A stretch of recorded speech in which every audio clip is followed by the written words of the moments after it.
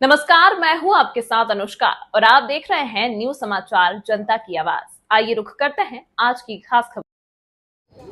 अयोध्या के शौर्य वैभव व पराक्रम के आगे नहीं टिक पाया कोई दुश्मन। योगी संवाददाता अभिषेक दुबे की रिपोर्ट। श्री राम जन्मभूमि मंदिर में श्री रामलला की प्राण प्रतिष्ठा की दूसरी वर्षगांठ प्रतिष्ठा द्वादशी में शामिल हुए मुख्यमंत्री योगी आदित्यनाथ। कुछ लोगों ने स्वार्थ, मजहबी जुनून व सत्ता के तुष्टीकरण की निष्क्रियता में पकड़कर अयोध्या को भी बना दिया था उपद्रव और संघर्ष का अड्डा। श्री राम जन्मभूमि आंदोलन में राजनाथ सिंह जी की रही प्रत्यक्ष भूमिका। सीएम 5 साल में 45 करोड़ श्रद्धालु आए अयोध्या। पहले मिलती थी लाठी और गोली, अब देश में हर जगह बोल सकते हैं जय श्री राम और राम राम गोरक्षपीठाधीश्वर। श्री राम जन्मभूमि मंदिर में श्री रामलला की प्राण प्रतिष्ठा की दूसरी वर्षगांठ प्रतिष्ठा द्वादशी बुधवार को श्रद्धापूर्वक मनाई गई। समारोह में मुख्यमंत्री योगी आदित्यनाथ व रक्षा मंत्री राजनाथ सिंह भी शामिल हुए। सीएम योगी ने अंग्रेजी नववर्ष 2026 की शुभकामनाएं देते हुए प्रार्थना की कि यह वर्ष सभी के लिए मंगलकारी हो। मुख्यमंत्री योगी आदित्यनाथ ने कहा कि अयोध्या ने स्वतंत्र भारत में राम जन्मभूमि आंदोलन के अनेक पड़ाव देखे हैं। अयोध्या के नाम से ही एहसास होता है कि यहाँ कभी युद्ध नहीं हुआ, कोई भी दुश्मन यहाँ के शौर्य वैभव का पराक्रम के आगे टिक नहीं पाया। लेकिन कुछ लोगों ने अपने स्वार्थ, मजहबी जुनून व सत्ता के तुष्टीकरण की निकृष्टता में पड़कर अयोध्या को भी उपद्रव और संघर्ष का अड्डा बना दिया था। पिछली सरकारों के शासन में होते थे आतंकी हमले। सीएम योगी ने पिछले सरकार को आड़े हाथ लेते हुए कहा कि जिस अयोध्या में कभी संघर्ष नहीं होता था, उस अयोध्या में पिछली सरकारों के शासन में आतंकी हमले होते थे। अयोध्या को लहूलुहान करने का प्रयास हुआ था, लेकिन जहां प्रभु की कृपा बरसती हो, जहां हनुमानगढ़ी में स्वयं हनुमान जी महाराज विराजमान हैं, वहां कोई आतंकी कैसे घुस जाता। 2005 में जैसे ही आतंकियों ने दुस्साहस किया, जैसे ही पीएसी के जवानों ने ठक ठक करके उन्हें मार गिराया। सीएम योगी ने कहा कि प्रधानमंत्री नरेंद्र मोदी के नेतृत्व में 11 वर्ष के अंदर 3 महत्वपूर्ण घटनाओं को अयोध्या कभी विस्मृत नहीं कर सकती। स्वतंत्र भारत में पहली बार 5 अगस्त 2020 को किसी प्रधानमंत्री का अयोध्या में आगमन हुआ।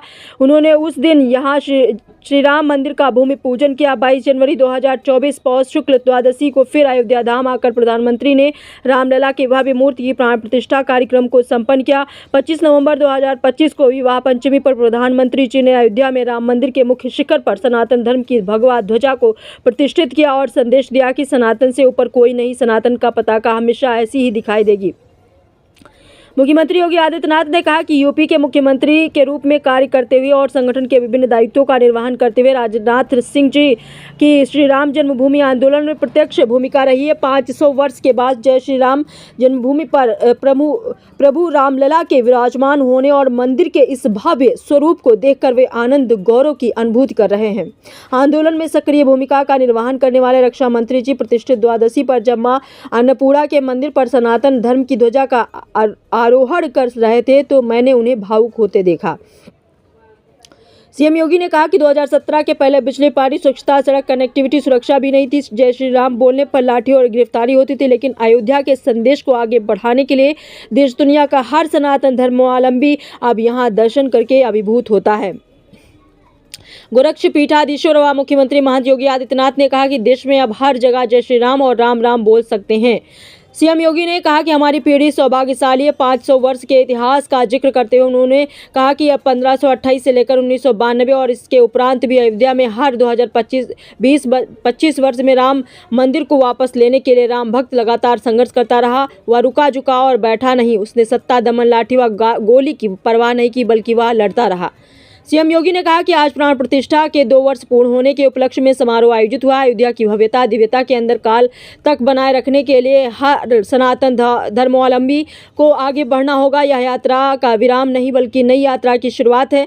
पीएम मोदी ने हर भारतवासी को विकसित भारत की संकल्पना दी है। देश जब आज़ादी के 100 वर्ष पूरा करेगा तो हर भारतवासी का संकल्प होना चाहिए कि विराजमान का संरक्षण करते हुए अपने क्षेत्र में उत्कृष्टतम कार्य करके दिखाना है। देश और सनातन धर्म की ध्वजा पताका को ऊपर उठाने के लिए हम सभी को मिलकर सामूहिक प्रयास को बढ़ाना पड़ेगा। यही प्रयास भारत को दुनिया की सबसे बड़ी ताकत के रूप में स्थापित करेगा।